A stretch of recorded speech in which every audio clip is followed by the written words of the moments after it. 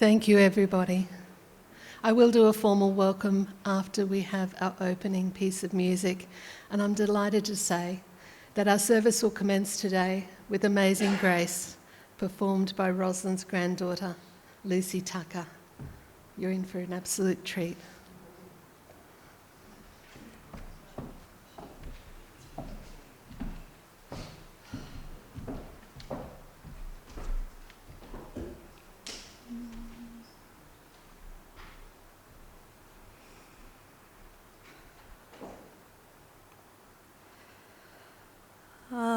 Amazing grace, how sweet the sound that saved a wretch like me. I once was lost, but now I'm found, was blind, but now I see. 'Twas grace that taught my heart to fear, and grace my fears relieved. How precious did that grace appear the hour I first believed. Yea, when this flesh and heart shall fail, and mortal life shall cease, I shall possess within the veil a life of joy and peace. Amazing grace, how sweet the sound that saved a wretch like me. I once was lost, but now I'm found, was blind, but now I see.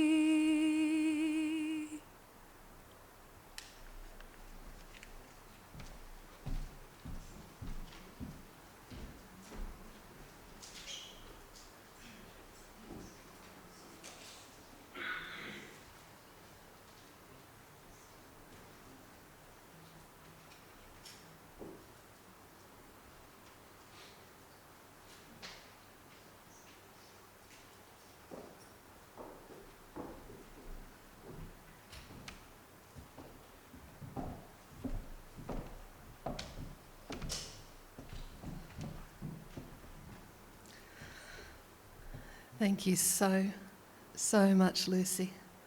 I'm sure everyone agrees there'd be someone very proud of her granddaughter this morning. Good morning. Welcome to this beautiful venue, Ringsfield House. A peaceful and serene place today, a place with links to many people in the South Burnett, a home to many stories. This home and the surrounding buildings held a very special place in Roslyn's heart, and it is fitting that we gather here today to honour, to commemorate, and to celebrate the life of Roslyn Jean Gregor. Our service is being live streamed, and in particular to our overflow guests in Ringsfield House in the homestead itself.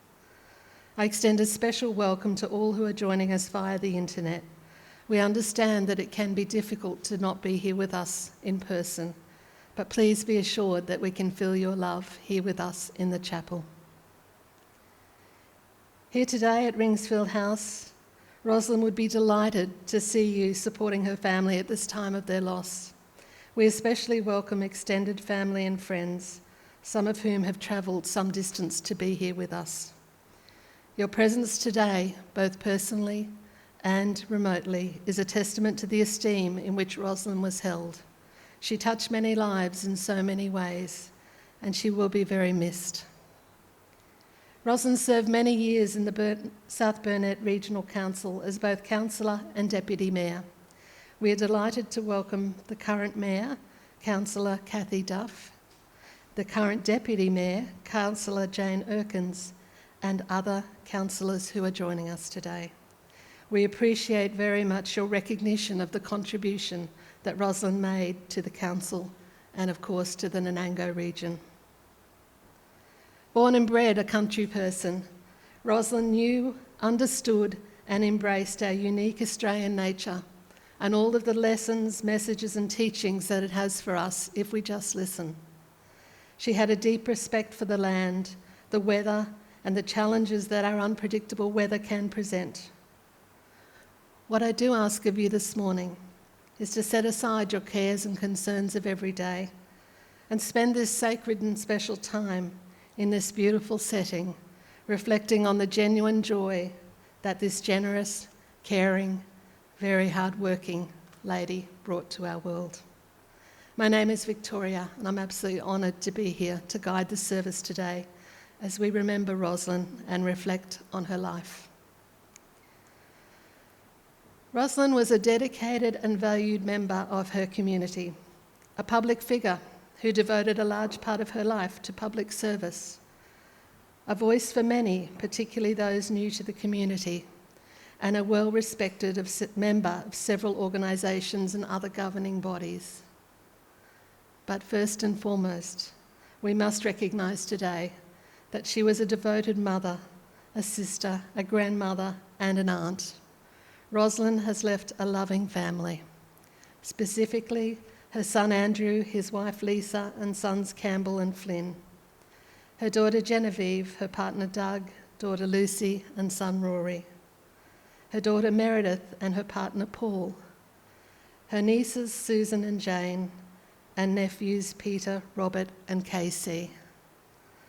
Roslyn's family also wish to acknowledge Len, with whom she shared many years of her life, and also Len's sisters and their families. I think Roslyn would be very proud to be remembered for the guidance, direction and strong sense of family unity that she instilled. It is a substantial and lasting family legacy, and her love will live on as her family tree grows.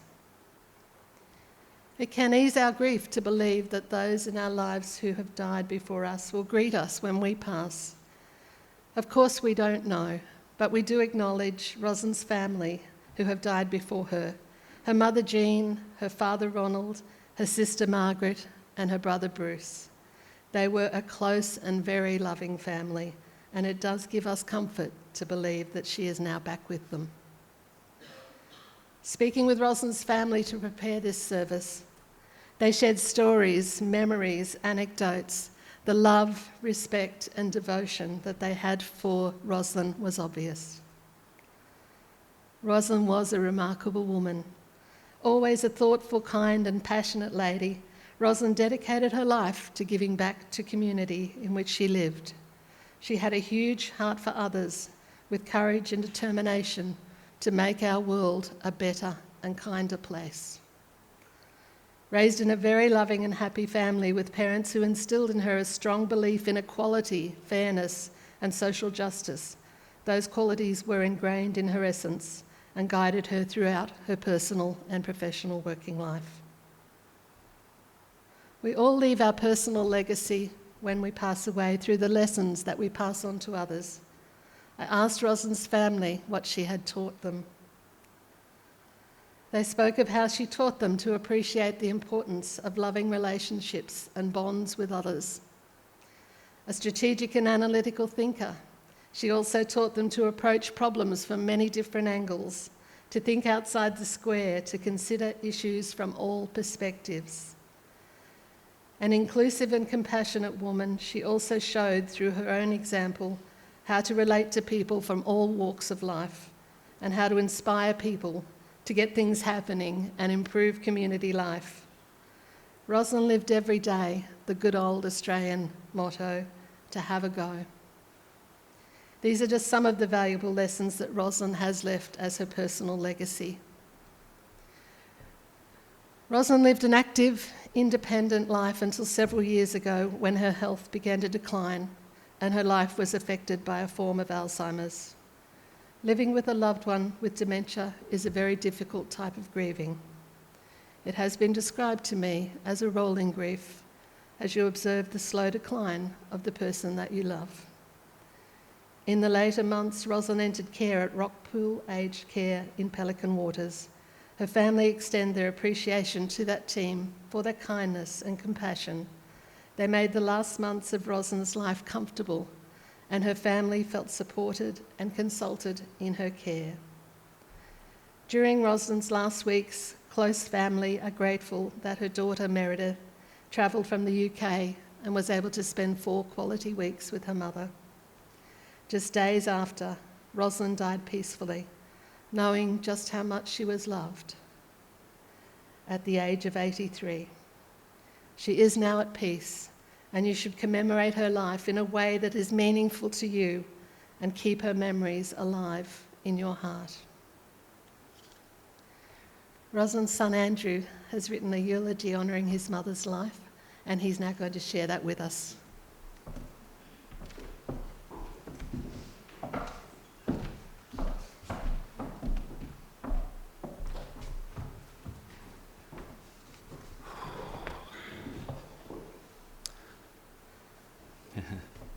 Thank you all. Thanks, Lucy, that was great. On behalf of my family and Genevieve and Meredith's family, we sincerely thank you for coming to Ringsfield to say goodbye to our mother, Roslyn. She truly loved this place and for many reasons, and I know she would be very happy that you've come here to honour and celebrate her life today.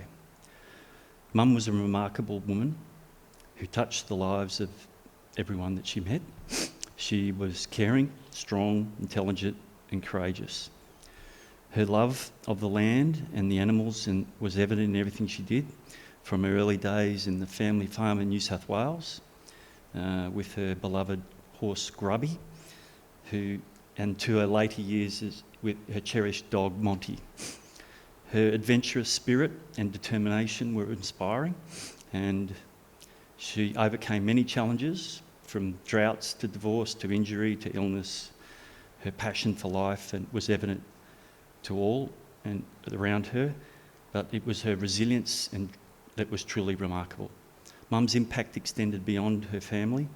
She was deeply involved in the community, whether it was through her tireless work as councillor, Deputy Mayor of Nanango, or her contributions to the Historical Society here at Ringsfield. Her dedication to making a difference in the lives of others was unwavering. Roslyn Jean Willis was born in April the 4th, 1941 to Ron and Jean Willis on a cropping and livestock property called Uplands near Boggabri in northern New South Wales.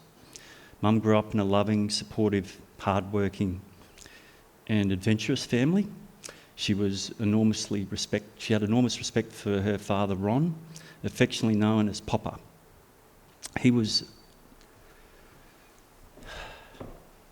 a modern-day feminist and entrepreneur, treating his daughters equally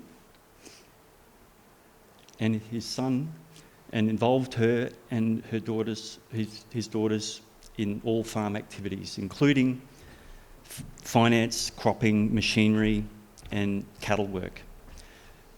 Ron had a passion for machinery and he owned several light aircraft. imported the first Mercedes-Benz to Australia, and at one point owned an amphibian car that Mum loved to drive through the Narrows and Curtis Island. My grandfather taught my mum to fly in her early 20s, and she applied to be a Qantas pilot, but like many things, Mum was ahead of her time, and the pilot board of Qantas rejected her on the basis of gender. Her mother Jean was an intelligent, hard-working lady of German descent and died before her time in a car accident in the early 70s. From all accounts, Mum had a very close relationship with her mother, demonstrated by Mum leaving her Qantas career in the mid-60s to support her on a newly acquired cattle property at Curtis Island, off the coast of Gladstone. Grandma Jean's immaculate tending house and attention to personal grooming flowed to Mum, who took pride in her personal appearance and created a warm and welcoming home. There were two other very important people in Mum's life, her older brother Bruce and her older sister Margaret. The fondness and love and respect between these three was clearly evident.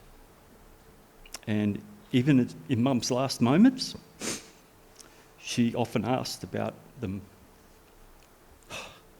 Sorry. Just take a moment. Yeah. Thanks, Gam. She often asked about them and recounted clear memories and fondness of Bruce and Margaret. Mum attended primary school at the local one-teacher school called Willoway State Primary School. She often recounted the joy of her horse Grubby and riding to and from school with her brother Bruce and her sister Margaret. She especially loved the excitement of letting the horse gallop home through the last gate into the home paddock. During her schooling at St Mary's Boarding School in Gunnedah, Mum found the cleaning and sewing and domestic duties required by the Catholic nuns to be a bit tough, but despite this, her grades were good and she was an excellent at many sports. Mum had a strong connection and respect to the land and was always good with animals, particularly horses, cattle and dogs. She formed close relationships with animals to the extent that only she could ride some of the horses. Her last dog, Monty, was clearly loved by her.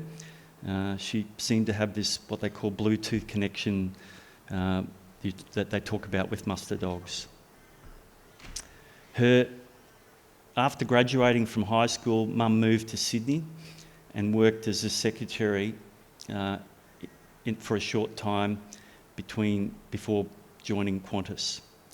Previously mentioned, she did not become a pilot, but determined to travel and explore the world, she became the next best thing, a Qantas hostess. She was not that forthcoming when it came to answering the many questions about her 5 years working internationally in Qantas. But we know from the photos she certainly had a lot of fun. In her early 20s, Mum was young, attractive, living in Sydney with her sister Margaret and travelling the world. Must have been a great time for her, for freedom and enormous fun. She, at some point during that period when pageants were considered prestigious, Mum was a runner-up at Miss New South Wales, only to be beaten by the now Ros Packer. The stories she told my sisters and I about having 2 Christmases at one year whilst flying across the time zones and riding horses around the pyramids in Egypt were only glimpses into the adventures she experienced during that time. Going through Mum's photos and memorabilia recently suggests she grew up a lot and experienced much of the world during this time. I think this formative period and the close family ties on the farm had a significant grounding influence on Mum and shaped her person that we know as Roslyn. In the early 60s, my grandfather, bored with retirement, purchased the Monte Cristo farm cattle property, which covered the majority of Curtis Island. Grandma Jean had just moved into town and started to enjoy all the things this offered, including golf and tennis tournaments. With the purchase of the island property, she was relegated back to the less social existence, and Mum, feeling the empathy for her mother, quit her international flying career to move back to the island property in support of her.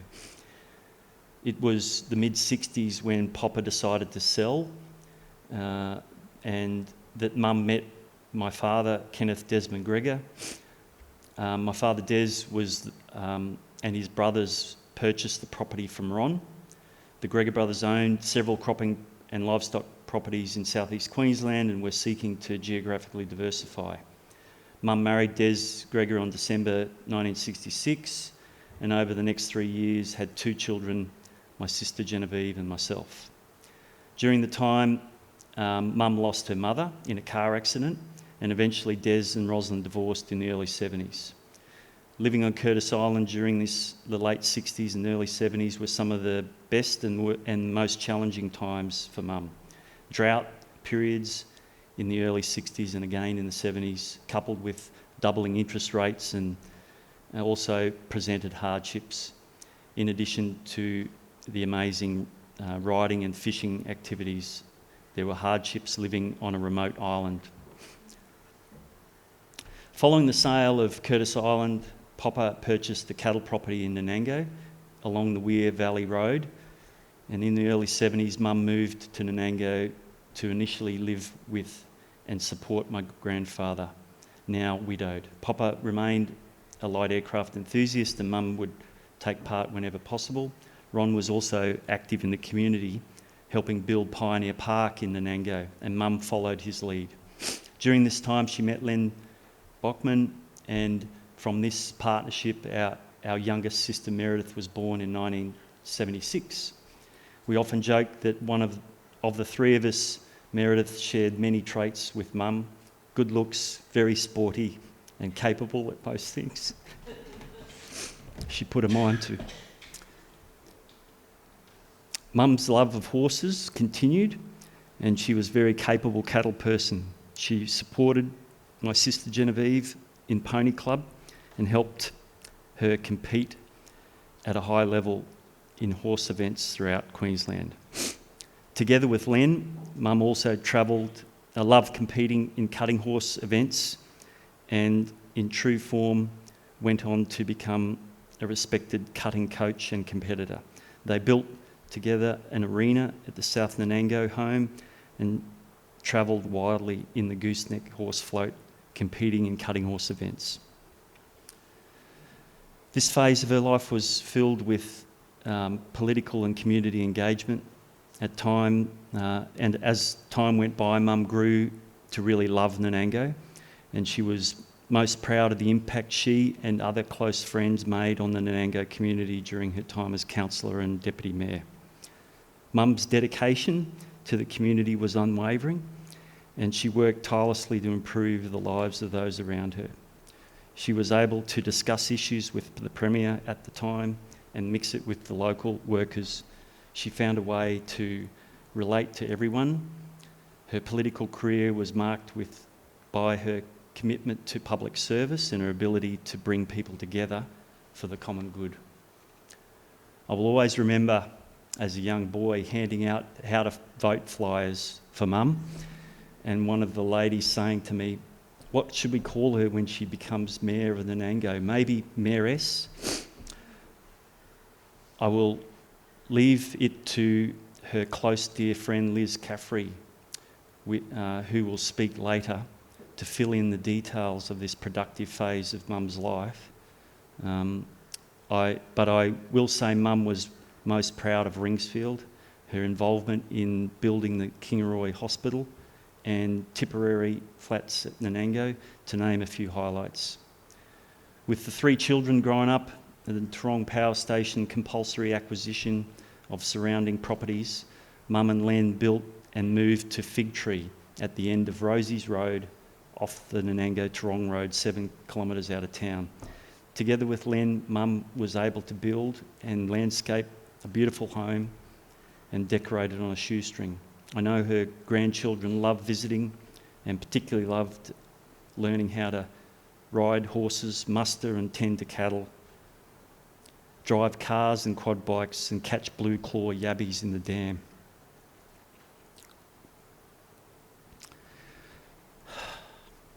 In the later part of her life, Ringsfield and the Historical Society became her passion.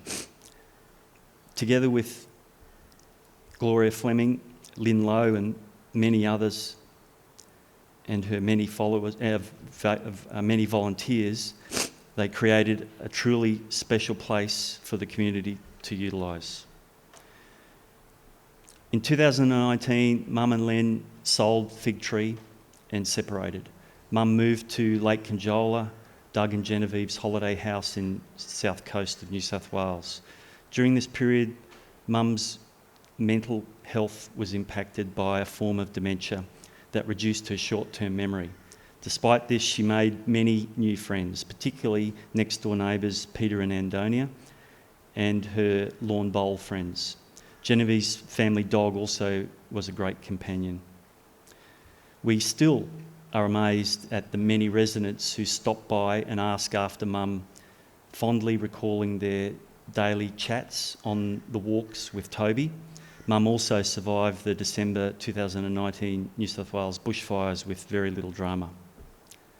As Mum's dementia progressed, we started to see small changes in her, and she often expressed frustration at her ailing brain, as she called it. Despite this, she was still fiercely competitive and enjoyed a family Christmas together in Conjola in 2021, competing on the beach and with board games, before Mum returned to Nanango with Len in the early 2022. Whilst this period at Nanango was simple, her health was declining. Her favourite dog, Monty, was a close companion, guiding her home from walks when her memory failed, and having a benefit of sleeping with her in the house beside her bed, a rare occurrence for many other dogs throughout her life. Her physical health was also impacted by lung disease and several other complications. In August 23, Mum caught pneumonia and was hospitalised in Kingaroy Hospital. From that time on, oxygen-enriched air was required to breathe. Then in early 2024, Mum fell in the shower and broke her ankle. We then searched wide and far for an aged care facility that would best meet Mum's expected requirements, and we were very fortunate to come across Rockpool Pelican Waters near Caloundra. Although her mental and physical health continued to decline, Mum maintained her cheeky attitude and a sense of humour with the nurses and carers at Rockpool. We cannot thank the carers and staff enough for how they looked after Mum during the last 13 months. Not only did they provide amazing care and love for Mum, as well as making her endless cups of coffee, they also provided much needed emotional support for Jen and myself on our bi-weekly visits to Rockpool and more recently to Meredith. Mum's visits to hospital became more and more frequent, and in the end, Mum died quickly, peacefully, and with dignity in her suite at Rockpool. Whilst losing our mother is incredibly sad, she would not want us to be sad when we remember her. She would want us to celebrate celebrate her as a contributor, a doer, a person of integrity who got things done. She would want the town to use Ringfield for its intended purposes, a place for the community to gather, grow and be together.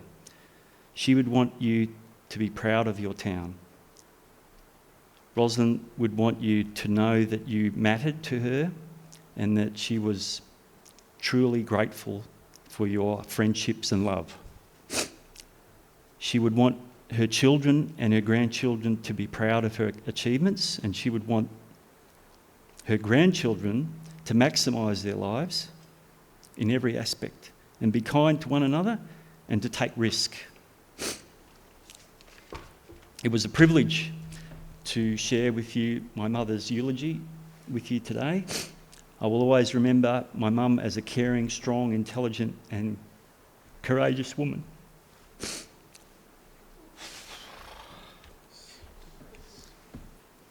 Sorry. One of the most treasured moments is the joy and excitement that I shared with her and my wife, Lisa, shortly after the birth of Campbell, her first grandchild. I will leave you with one of her favourite sayings, often accompanied by a kiss on the forehead. Love you to the moon and back. We will all miss you, Mum. Thanks.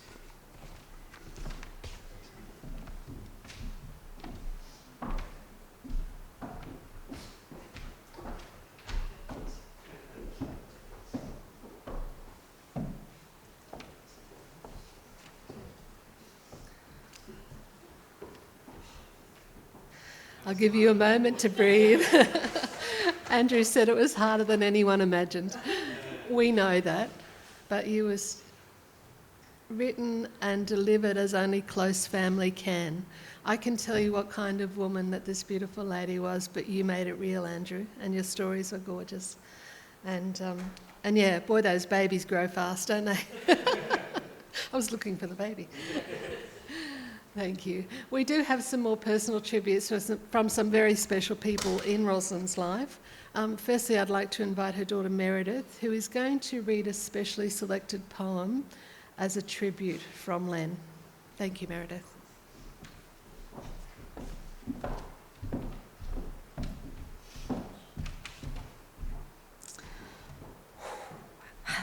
A pillar of strength in the land. A pillar of strength, a life of grace, a guiding light on the rural place. Your love and wisdom, a beacon bright, a strong woman's touch through day and night. In every trial, your courage shone, a beacon of hope, a love full grown. A great person in every stride, a strong woman's heart, forever our guide. We honour your memory, a love so deep. A great person in our hearts we keep. Your strength and kindness forever to last.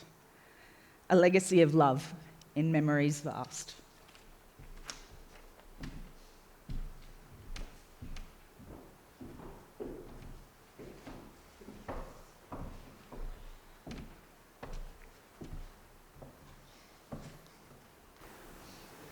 Just take a moment. It was a very special tribute. Thank you, Meredith. Andrew did mention that one of Roslyn's closest, dearest friends, Liz Caffrey, is going to share some of the more later parts of Roslyn's life, particularly her work in the Nanango community and in the Shire Council space. So Liz, when you're ready.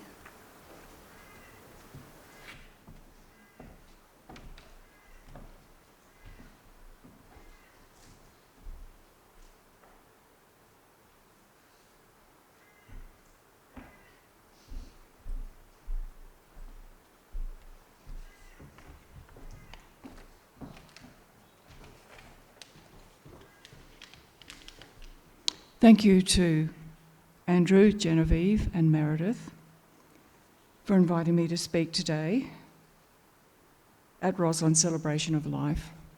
And what a celebration it is. I'm hugely honoured to be a part of it and to pay tribute to this remarkable woman and to recognise Roz's outstanding contribution to her Nanango community and to the South Burnett. She has left a tangible and enduring legacy that will be visible here in Nanango long into the future. Although deeply committed to numerous local committees and organisations, it was Roslyn's sustained leadership of the Nanango Historical Society that resulted in much of this visible Nanango legacy. I speak especially of her formidable dedication to the restoration of Ringsfield House, the design and creation of its glorious garden, and the establishment of heritage structures in its historical precinct. Ringsfield is the shining jewel in the crown of all Roz's achievements. Speaking to you here at Ringsfield is familiar territory to me. Australia Day festivities, countless community functions, visiting school groups and bus tours, and I did a number of presentations here in this chapel. And if I look out of the corner of my eye over there to that door, I think I can still see Roslyn standing over there, quietly monitoring that all is well, all is in order, a calming and encouraging presence, possibly the first to arrive and the last to leave. A life embedded in community service. Ringsfield today is an outcome of Roslyn's love of history and her passion for the preservation of historical items and buildings. In 1995, she took on the role of president of the Nanango Historical Society, a position she held for nearly 25 years. The society attracted like-minded, enthusiast, hard-working, loyal committee members. Guided by Roslyn's exceptional leadership and superb managerial skills, she set about breathing new life into this once stately, charming home, then in danger of falling into decay. An earlier edition of this Ringsfield history, this one here, was entitled "If Only the Walls Could Talk." Some 30 years ago, Roslyn invited me to view initial work on the transformation of this magnificent house, and I remember that day. She was preoccupied with choosing a suitable palette of heritage colours for those walls. In the following years, those walls would recount Roslyn and her team of volunteers renovating, repairing, painting, sewing curtains, cleaning and polishing, landscaping, toiling in the gardens, catering for dinners and weddings, the house adorned with beautiful blooms from the garden, catering for dinners and Melbourne Cup parties, fashion parades, cooking classes, workshops and craft activities, photographic displays, sorting documents and artefacts to set up a museum, and much more, and numerous fundraising, community and social events. Roslyn carried the conviction of her dream with a cheerful yet determined attitude, especially in the face of obstacles. Community projects inevitably mobilise critics and encounter obstacles from time to time. But she had the capacity to encourage others to take on the challenge, a true leader who energised them to contribute and even to lead, a rare gift. I remember the devoted Ringsfield volunteers, inspired by Roslyn's own tireless efforts, the gleam in their eyes reflecting Roslyn's vibrant vision, brimming with pride in their achievement, turning the dream into a reality. Roslyn frequently expressed her appreciation for the unflagging efforts of volunteers, and on her behalf, I now express gratitude to them once more. To Len and her supportive, steadfast family, faithful friends and keen community helpers, and many of you are here today. Roslyn also acknowledged the support of other community organisations in her endeavours. She spoke of her considerable passion when she first presented her submission concerning the future of Ringsfield to Nanango Shire Council. The council supported her considerable passion, conceptually, pragmatically and financially. Ringsfield House gardens and historical buildings are now managed and carefully maintained by the South Burnett Regional Council. And we thank you for your stewardship. In addition, the work of history keeping, custodians of Nanango and South Burnett historical documents, books and archival materials, is in the capable hands of the folk from Nanango History Room, just next door to us. It was the original Nanango State School building, and we thank you too. Roslyn called Ringsfield the People's House. She wanted it to be a gathering place where people of all ages, from all walks of life, with all kinds of interests, could come together, and they did, and still do. Some days the house was bustling with activity and bristling with excitement, Roslyn greeting visitors with her bright smile.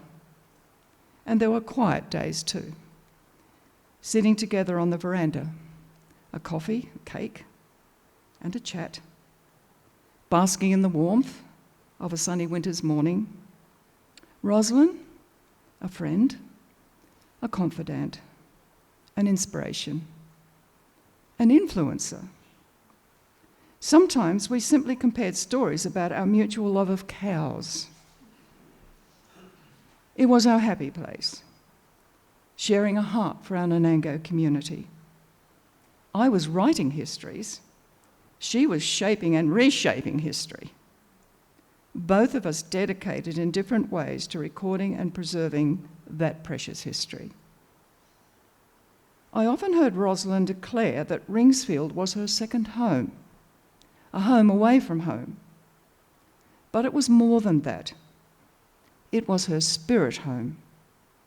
It embodied her consummate commitment to community service. And Ringsfield will always remain the spirit home of Roslyn Gregor.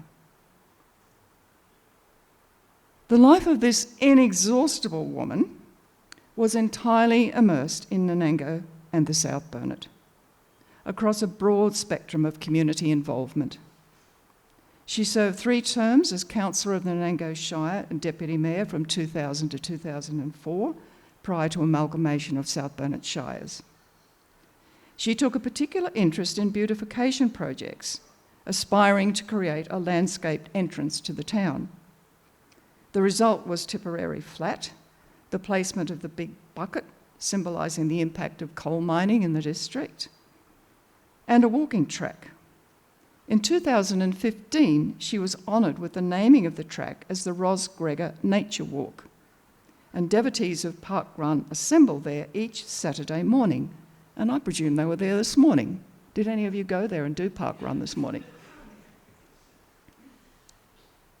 It's on the Park Run tourist trail, I know.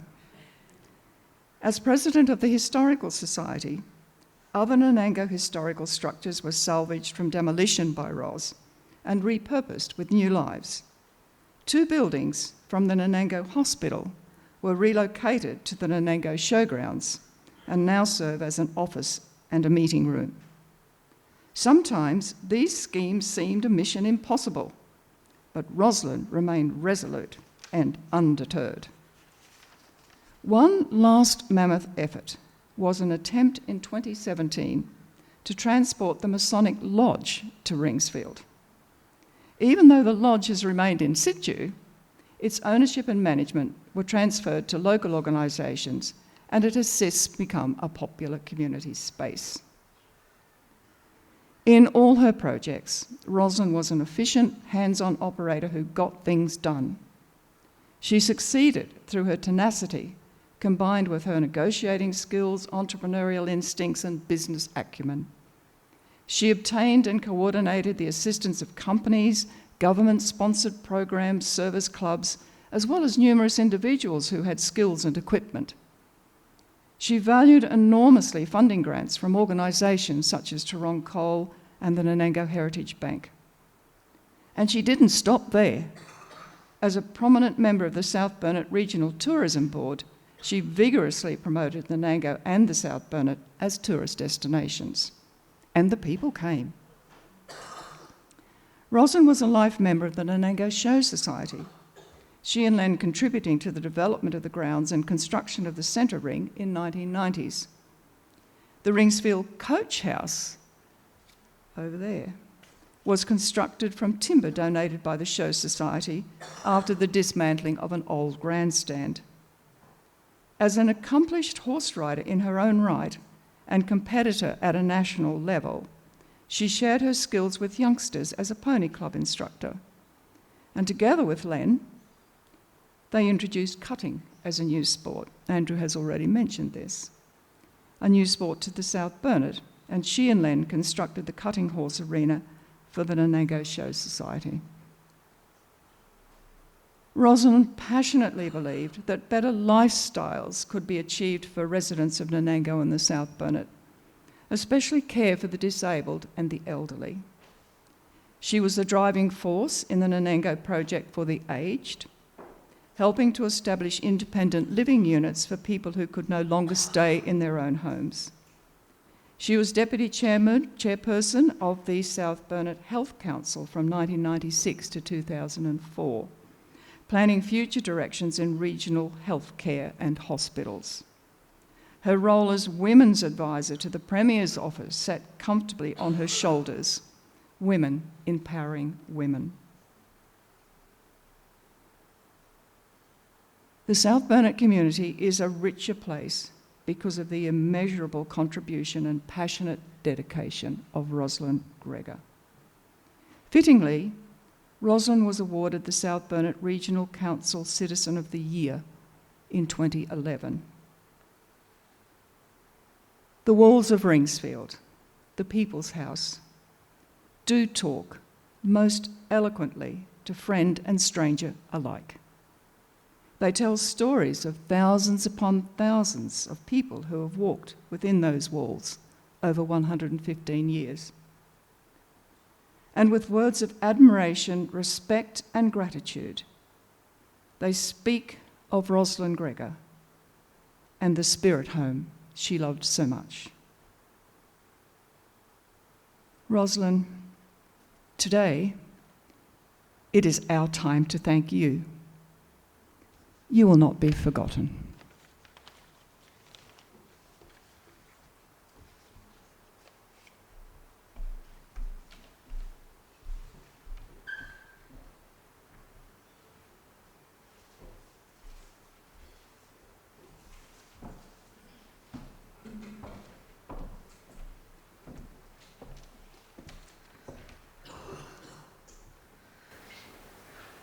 Thank you, Liz. I'm a firm believer if something is worth saying, it's worth saying many times, and I kept hearing the word remarkable in the last tributes that we've heard. Inspirational, influential, reflecting on Roz's work in the Shire and all of the, it's not achievements, it's so much more than an achievement, Liz, isn't it, that she made and that she did. I'm just grateful that I never had to say no to her, because I can't imagine it went down very well. So what an amazing woman, and just a joy to hear about that. Thank you, Liz, it really was. Roslyn's daughter Meredith is now going to come back to the lectern and share her personal tribute for her mother. Thank you.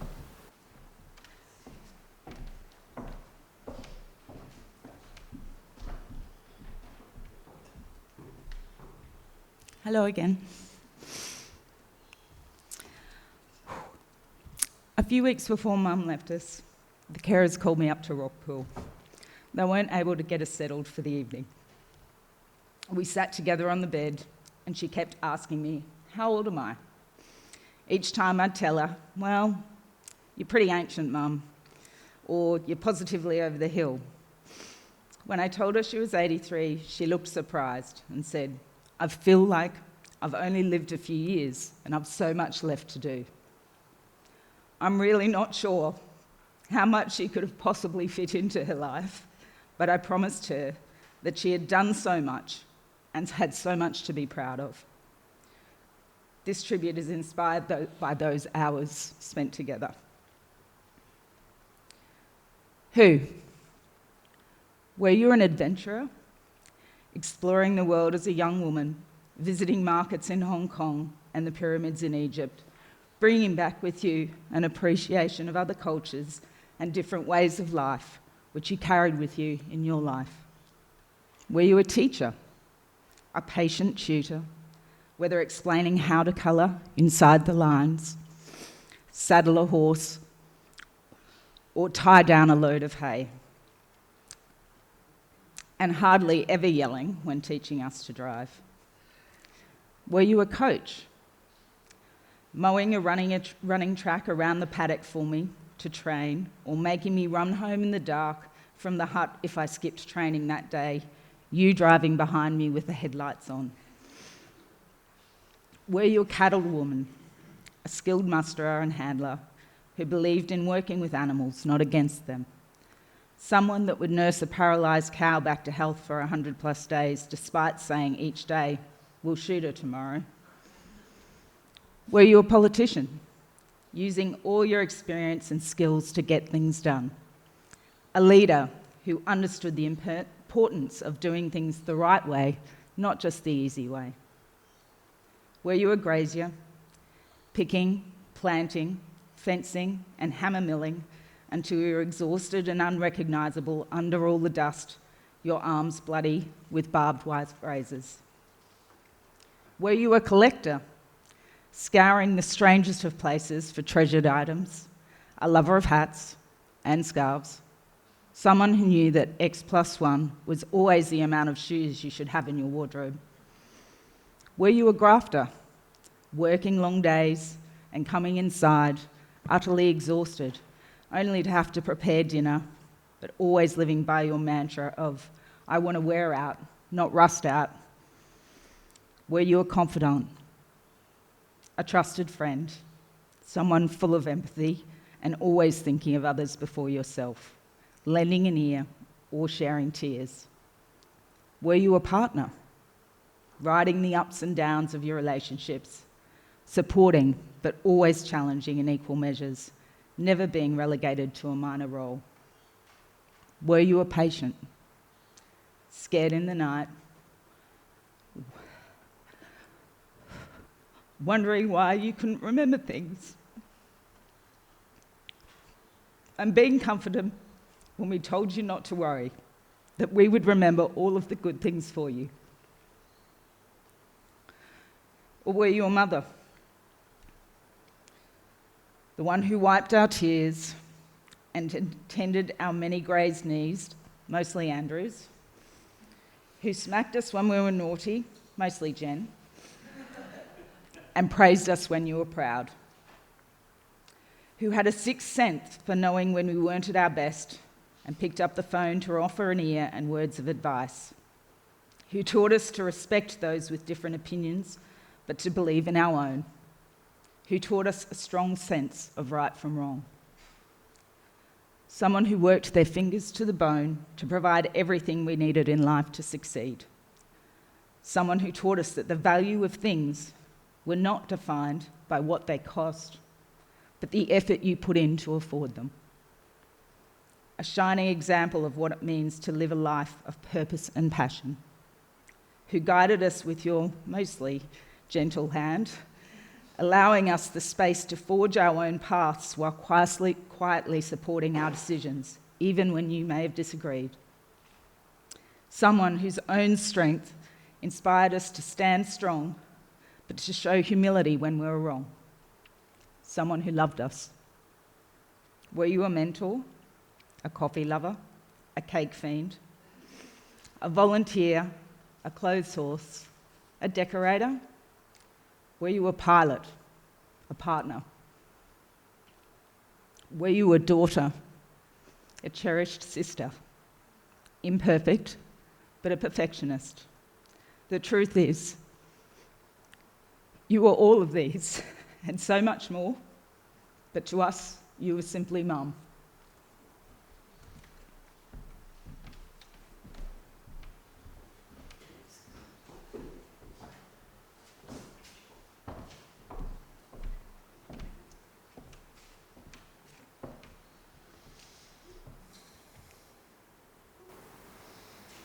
Just take a moment. Very difficult to speak at times like this, but it's so important that you do. That was lovely.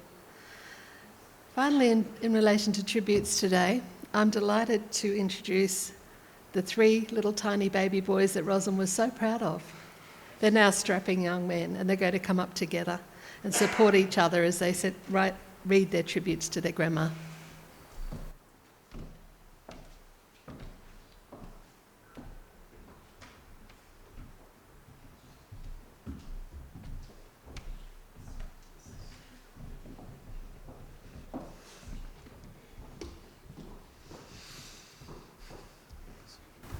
Hello everyone. We thought it'd be a good idea for some of the grandkids to come up and share a few things about Grandma. I'd like to share how she'd always encouraged me to try new things.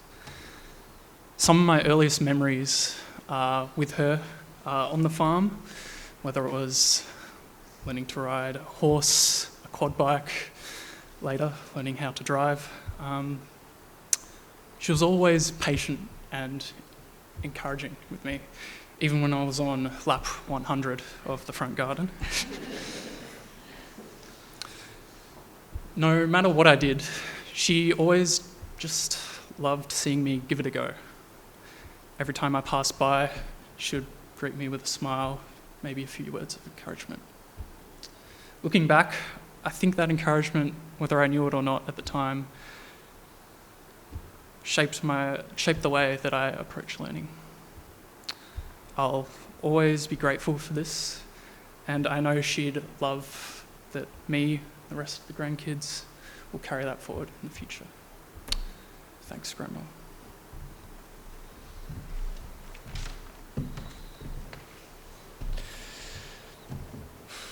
Good morning, everyone. As we gather here today in celebration of my grandma's life, I'd like to share and celebrate a lesson she taught her grandchildren.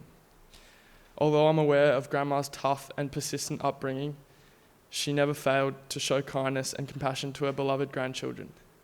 My fondest memories of my grandma are of her showing love and instilling inner belief in myself. She would always remark on what beautiful and handsome grandchildren she had and how lucky she was to have us. Personally, I never realised how much these constant positive comments and beliefs she had in me as a boy growing up went into shaping my confidence as a young man today. No matter what, Grandma would always direct her kindness and compassion towards Lucy, Rory, Campbell and I. Whether it was sharing my belief and goal of becoming a professional sportsman or having faith in the success of her other grandchildren, whatever the endeavour was. Although she never got to see her grandchildren reach their final destinations, she sure did play a huge part in our journey as humans. Grandma built the family I am so proud to be a part of, and I'll be forever grateful for the love and confidence she instilled in me. Thanks, Grandma.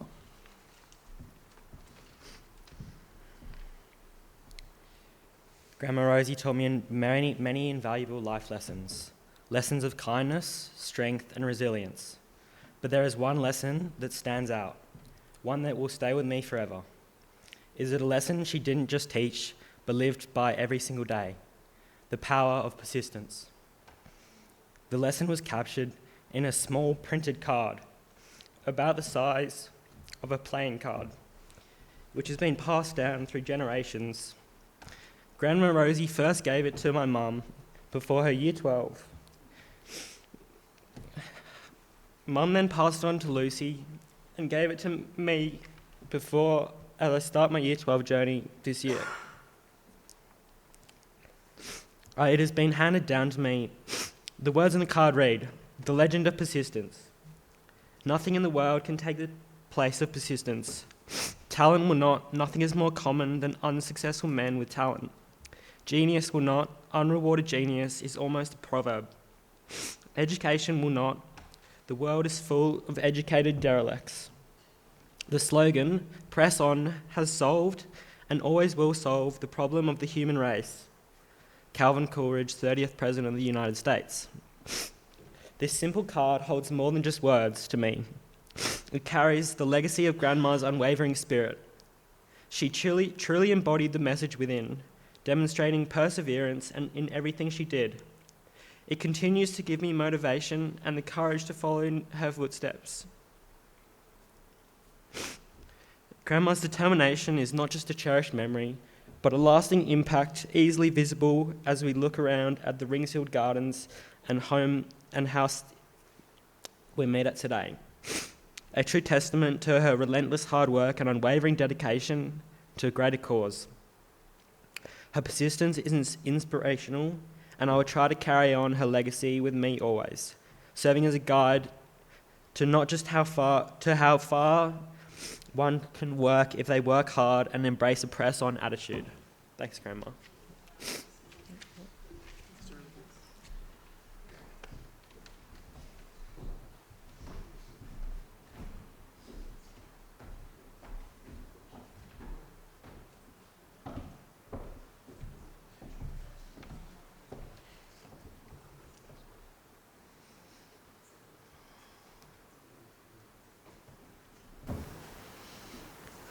I'll just wrap up the tribute section. There will be plenty of time, of course, over some refreshments later to talk informally about your experience of Roslyn's life. But I'd just like to wrap because all I kept thinking as I started this morning by saying that Roslyn left our world a better and kinder place.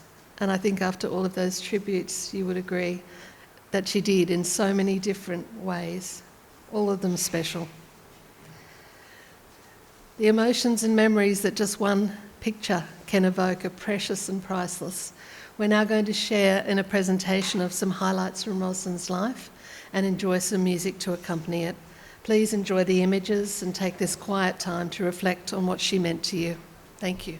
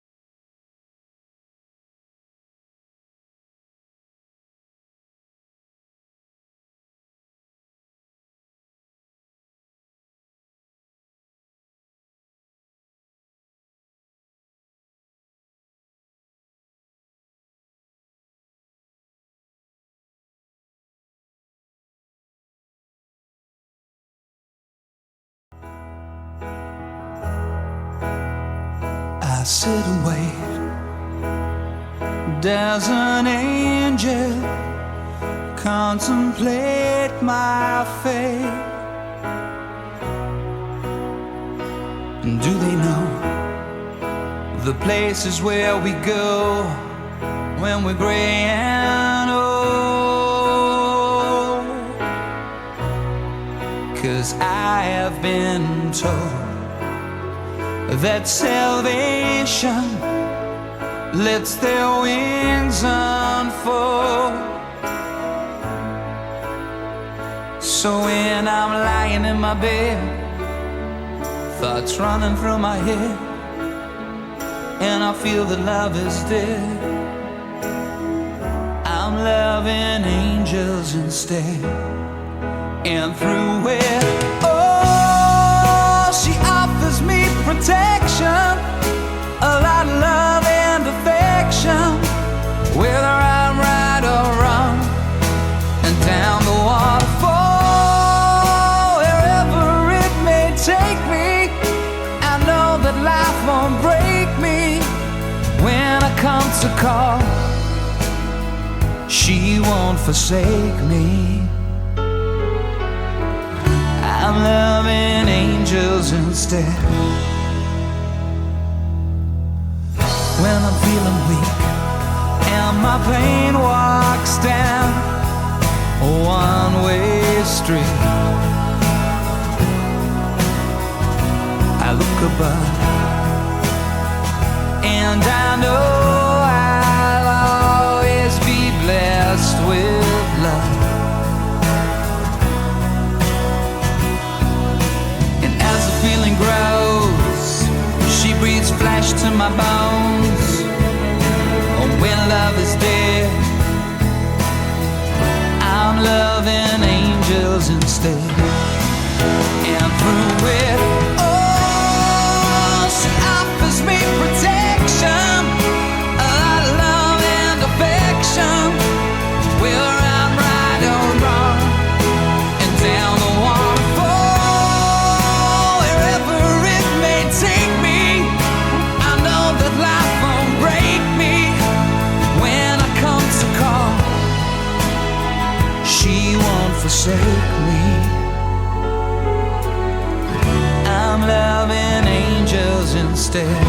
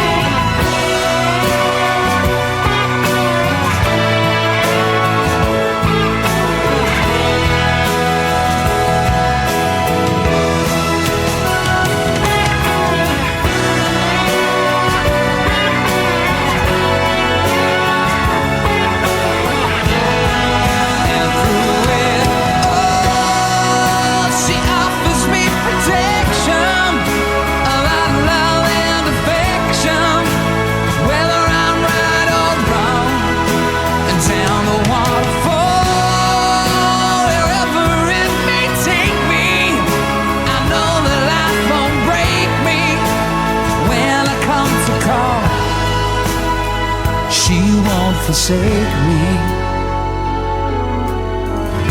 I'm loving angels instead.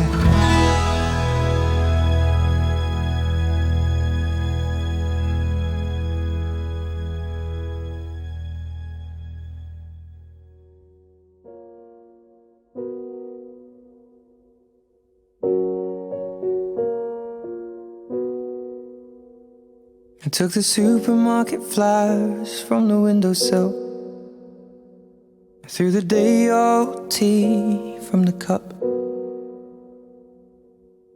Packed up the photo album Matthew had made, memories of a life that's been loved. Took the get well soon cars and stuffed animals. Poured the old ginger beer down the sink. Dad always told me, don't you cry when you're down.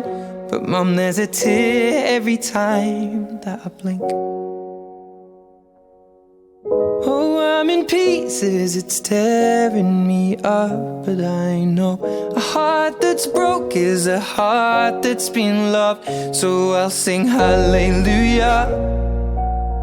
You were an angel in the shape of my mum. When I fell down, you'd be there holding me up. Spread your wings as you go. When God takes you back, He'll say hallelujah, you're home.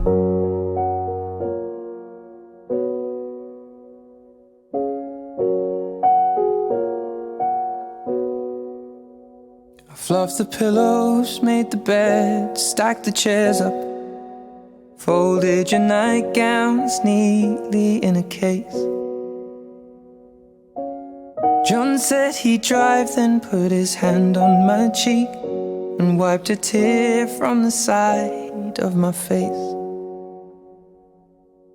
And I hope that I see the world as you did, 'cause I know a life with love is a life that's been lived. So I'll sing hallelujah. You were an angel in the shape of my mum. When I fell down, you'd be there holding me up. Spread your wings as you go. And when God takes you back, He'll say hallelujah, you're home.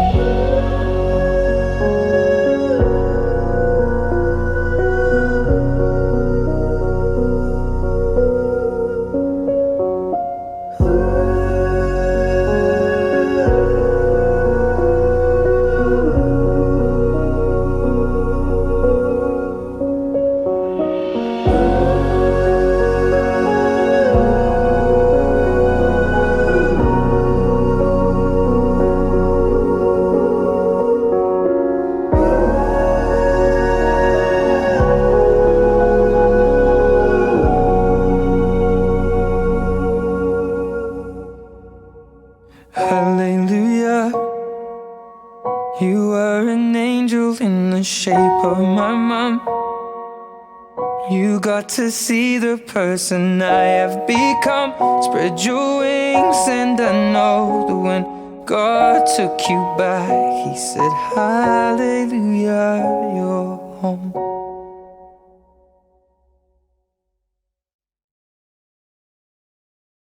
Beautiful images. And such a beautiful smile, and it was always there. I noticed in all the photos. It was lovely. Thank you for the family who put that together. That was beautiful. We know that Country Australia was a very special place for Roslyn. Country spoke to her heart and gave peace to her soul. As a final blessing, I would like to read a stanza from Clancy of the Overflow by A.B. Patterson, our banjo. This is a blessing for Roslyn. And the bush hath friends to meet him, and their kindly voices greet him, in the murmur of the breezes and the river on its bars. And he sees the vision splendid, and the sunlit plains extended, and at night the wondrous glory of the everlasting stars. Go gently into our country, Roslyn, taking our love and companionship with you on this, your final journey. As we approach the conclusion of our service, I do hope that you've gained some comfort from being here together. As you return to your work, to your homes, to your everyday life and the routines, do remember just how you felt sharing this very special time together. Take away with you your own memories of Roslyn and her place in your life. I would like to share a final word in honour and commemoration of Roslyn's life and legacy. The cares of the world concern her no longer. She has successfully completed her life with meaning, with love, and with many genuine achievements. The children of her heart are grown and growing. Her work is done. The legacy she leaves her beloved Nanango community remains. The kindness and care she showed to others leaves our world a gentler place. I know she will remain in your hearts and that your community will continue to honour her contribution. Thank you for taking such good care of her, and thank you for all of you who have been her family and her friends. Following the service, close family will leave the chapel and travel to Nanango Cemetery for a graveside committal service. Guests are welcome to attend the graveside or alternatively remain here and enjoy a cuppa. The graveside committal will not be very long, and the family will return to continue the conversation with all of their guests in a less informal setting. Toward the end of this final piece of music, I will invite the White Ladies to come forward to support the pallbearers to escort the coffin to the hearse for this final journey to Roslyn's final place of rest. I will ask you to stand in respect when they do, and then follow the procession out to the hearse. And of course, that includes our guests who are viewing us in Ringsfield home itself. Thank you.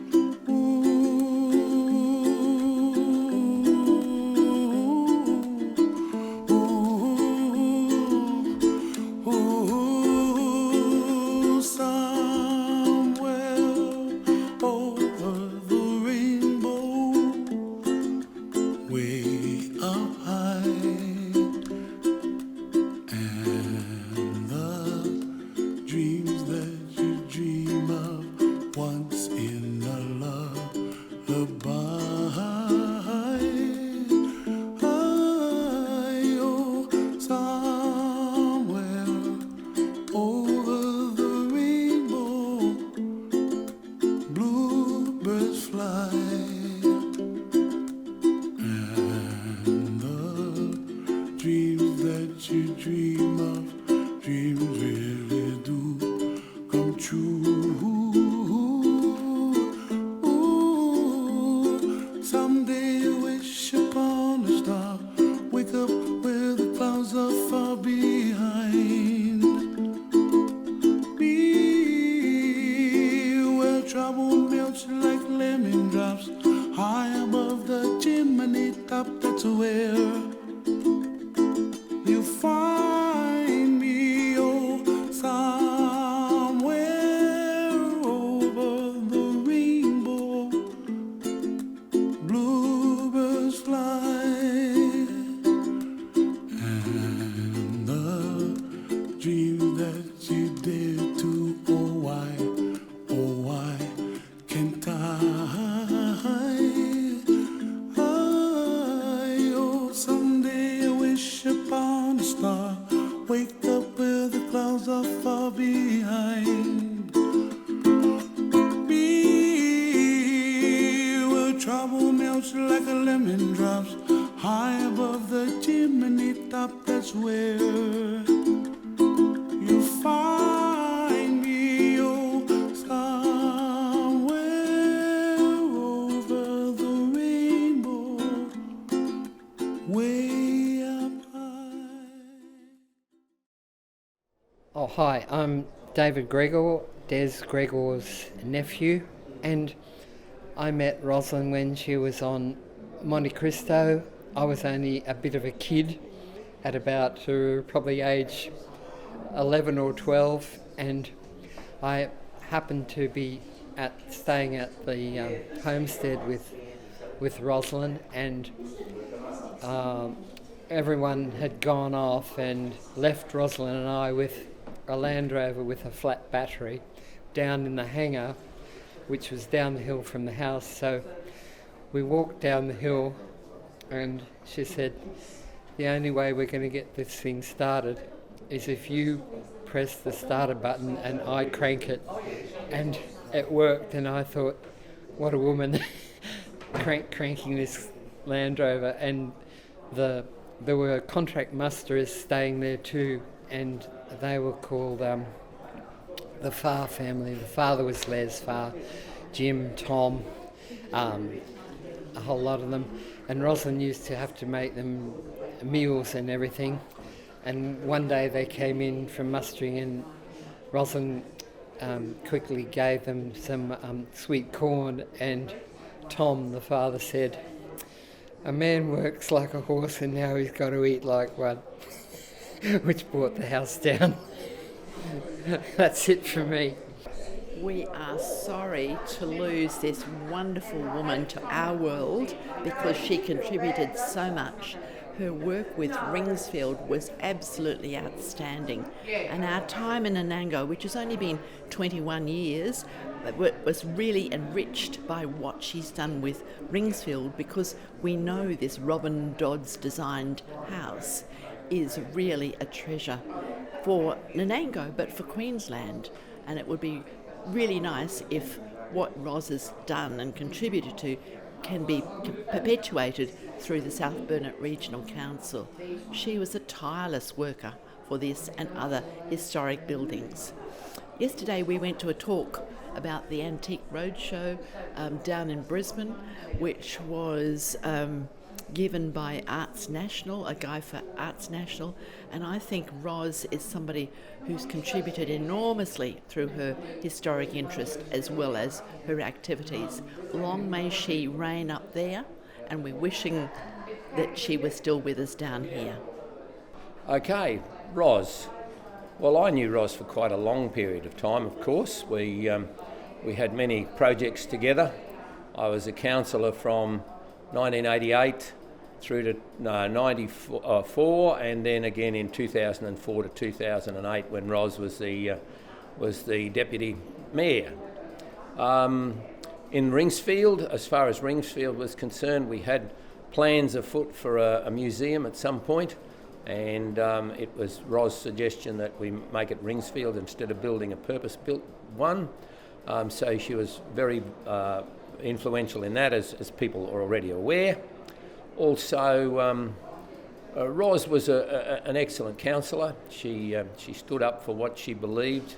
She was determined, a little bit stubborn at times, but not pig-headed or anything of that nature. And when she wanted a point of view to be carried, she carried it with a great deal of eloquence and reason. There was always reason within her argument. So I found a very effective counsellor and a good organiser. She obviously had the capacity to organise many people here at Ringsfield, keep them working, keep them happy, and that's not a very easy combination to do. So yes, happy to have known Ros, and we had a good association. All right, Meredith, you might remember winning one of the very early Queens of the Mountain. I certainly can remember you. You're a great runner. Obviously, from your eulogy today, you outlined how hard you had to work to run even at nights. Yeah, I've known Ros for a long time. I'd just like to reiterate that everybody else has said today, and she's been a marvellous lady, and she was a great ambassador for our showground, and not only the showground, she was a great ambassador for myself, so I thank her very much. I'd just like to say that what an amazing contribution that Ros did for Ringsfield House, like all the work that she did, and our South Mountain Regional Council is so grateful for the work that Ros led all of this beautiful house and the church and the beautiful gardens, and we want to live up to her legacy and to be following her footsteps, because she was the driving force behind Ringsfield House, and I just wanted to thank her for her contribution to this wonderful facility that we are in here today. Known Ros for a long time when she lived out on the farm, going down towards Kooyuwee, and our children used to go to kindy together and progress through school like that, and she's just a lovely lady. She was beautiful, yes. I've known Ros a long time. Lenny Bockman used to come and get my husband to fix his slashes and his bulldozers and all that sort of thing, and we'd been out to Ros's and Lenny's place a few times for dinner and stuff like that, and she was a lovely lady, always there to talk to you and help you if she could, and she was great, lovely. She will be missed for the community. I first met Ros and Lenny long before the mine started out here at Toronto Coal. And because I was involved with the exploration, being the geologist, and I used to use Lenny's dozer for putting in the lines for drill holes and stuff like that. And Ros was just always there, and any time you did anything in the Nango, Ros was always there. There's no question about that. And then when we got going with Toronto Coal, we formed a community fund committee meeting, and we'd have some of our meetings and certainly the dinners at Ringsfield House, and Ros would always be there, and the dinners were fantastic, is the only way you could say it. What else can I tell you about? My wife used to work as a volunteer. Come along. No, Ros Laurie Pegram. Ros conned me into volunteering here, and it was just alive, the place, when she was here.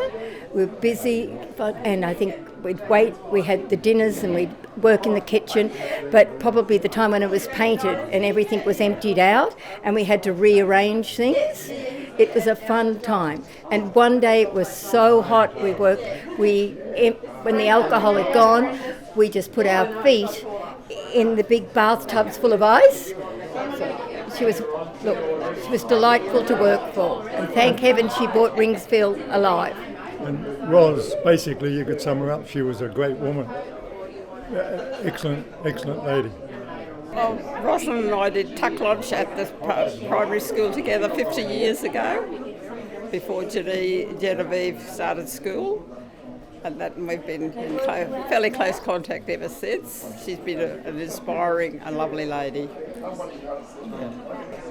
I've just been on a park run this morning at Roslyn Gregor Nature Trail, and we all had a little blue badge on in memory of Ros. And for some reason I did a personal best today, so I must have been pushed along by another spirit pushing me in my run today. So thank you, Ros. Oh, hello. I want to represent Roslyn's high level of skill in negotiating. We were involved with her in the Nanango project for the Aged Organisation Incorporated, which ran for 30 years. The aim of the original members was to set up lifestyle, living, quality and ageing facilities for country people who were coming into town, so that they had a lot of community support. So on that journey, one thing she tried to do was set up the Appin Place and the other housing on Drayton Street. And it had been originally owned by Toorong Coal, and they were wanting to sell it. They'd used it for their workers, but they didn't want to throw it on the market. They wanted to be fair to the community.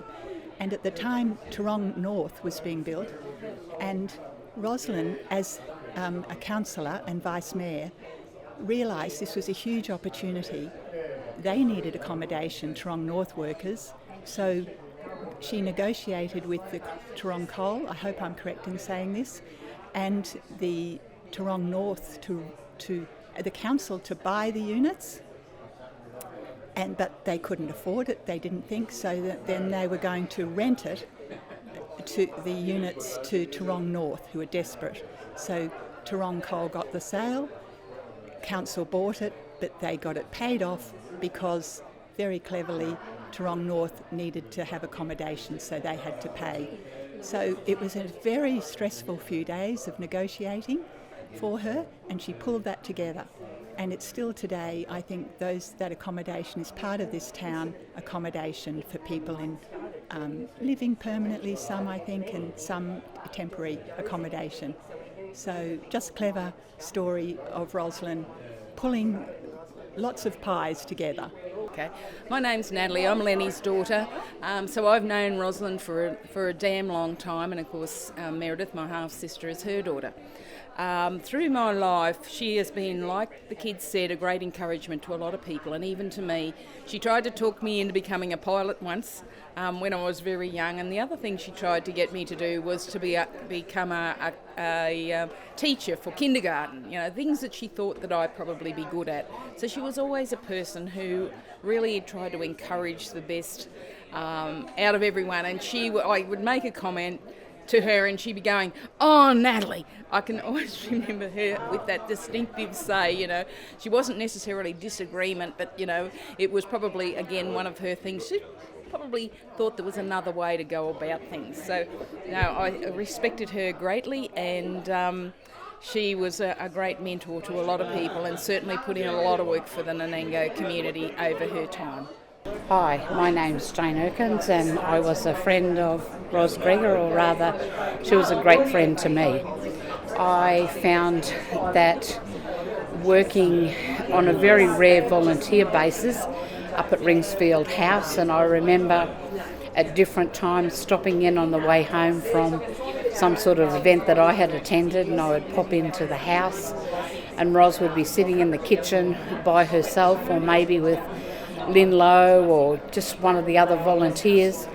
At the dining room table there would be the leftovers or the remains of the event that had been happening, and there would be Toorong Coal executives there enjoying the last of the wine, and I would find, as I said, Ros and them sitting in the kitchen and looking very tired. They'd obviously worked very hard because they did all their own cooking, and they would be worn out, and I would suggest that maybe she could, I think my words were, get rid of them, but she would never do that. She said no. They were great supporters of the house, Toorong Coal, and, if they had to sit there all night, I think Ros would have done that. But another thing that I also would like to share, when the volunteers would go and they would prepare a meal in the dining room, and it would be all the table settings done beautifully, lovely tablecloths, and they would prepare and serve an outstanding meal.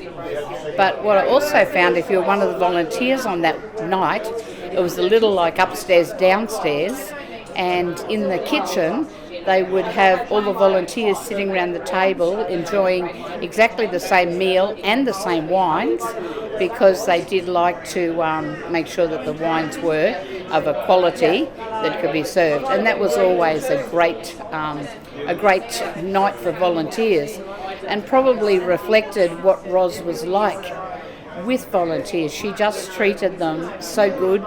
She made them feel very important, and that's why I think volunteers were so happy to work for her.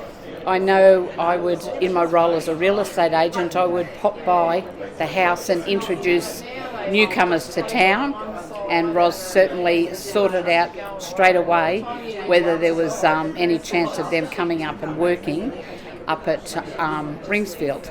But one of the other roles that I probably had in Ros's life was, maybe, I know after council meetings or meetings she would pop into my real estate office and chat about things that were happening at council, and probably, inspired me again to have another try at council, because I just seen Ros as being an outstanding councillor. She was just, I think, before her time. She just got out and did things. She didn't wait for things to happen. She got out and made them happen.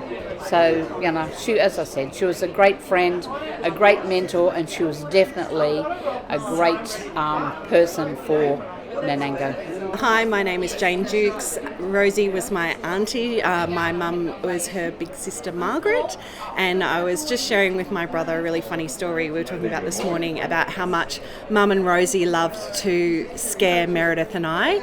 Meredith and I were born on the same day, 6 hours apart, and so we grew up together and would holiday together every year. And there was a particular patch of forest in Nanango nearby that Mum and Rosie would tell us was haunted by a witch called the Leadbetter's Witch. And one day they bought a really scary witch's mask and they put it over the top of a lamp and hid it in the far room at the house at Nanango. And they told us to go up and see what, there was a surprise waiting for us up in the bedroom. And we went up and there was this horrible witch's mask illuminated with light shining out of the eyes, and they screamed, "It's the Leadbetter's Witch!" And we went flying down the other end of the house to the cackles of Mum and Rosie. They thought they were so clever and scarred me for life. So thanks, Rosie. Hi, I'm Peter Woolsey. I'm Rosie's nephew and first of the generation, so I was clearly her favourite in all things until the others turned up. When I was my sister was born 2 years after me, and Mum packed me off to live with Rosie and Des and Nana and Papa up at Curtis Island for about 6 weeks. And it was just the best time of my life, living up there with them and just being a farm kid for so long. And Mum used to reckon that I never wanted to come home, and I probably didn't want to come home. I was very happy just to live up there with Rosie and the rest of them. So she was a big part of my growing up, and I'm going to miss it terribly. Okay, hi, I'm Jason. I'm Megan. Joel. Joel. And sadly today we're at my auntie's funeral, Roslyn Gregor. So had one of the favourite aunties. Favourite aunties. Roslyn's great. My memories of her and Uncle Lenny striding across the yard with purpose. Hopping on horses and mustering cattle, and she had this white Leyland P76 that she used to fly around town in. And I remember going from there, the Berlins Road, into their house on that laneway, on that road, and just flying along. She used to rip around town. And years ago, probably about 10 years ago, she said to me, "The 100k speed limit's not fast enough." And I went, yeah. She used to rip around town in that little car. She was always very, very encouraging to me, and always would ask me what I was up to and what I was doing next. And from there, a discussion I had with her. I spoke to Jen and changed careers, went into financial planning. So it was not all at once, but yeah, I can thank her for that, kicking that off. So it was wonderful. Very, very sad to hear that she'd passed. We went and saw her, and she was still the same beautiful, friendly lady that I'd always known. Yeah, her eyes lit up. Yeah, just, I mean, I personally really loved her, and just so easy to talk to, and always wanted to know about, our family and what's been happening in our lives, and you just couldn't help not to be drawn to her on any sort of family gathering or any sort of social thing. She was just easy to talk to. Loved her. Personally, I don't really have a lot of memories of Roslyn, but the ones I do were pretty cherishable, I guess you could say. One of the earliest memories I've had of is her with Lenny and on his little quad bike. I remember we used to go past their place and she would always wave around and stuff, friendly smile, It was the first sort of country experience on terms of a farm for Joel, really. Feeding the horses. And Steph too. Yeah, we got photos of our daughter Stephanie with must be day-old bread or something, and she's feeding the horse, and Roslyn's just laughing because she's sort of bravely sticking this bread out to feed the horses. It's beautiful. Yeah. We loved her. Yeah, very sad.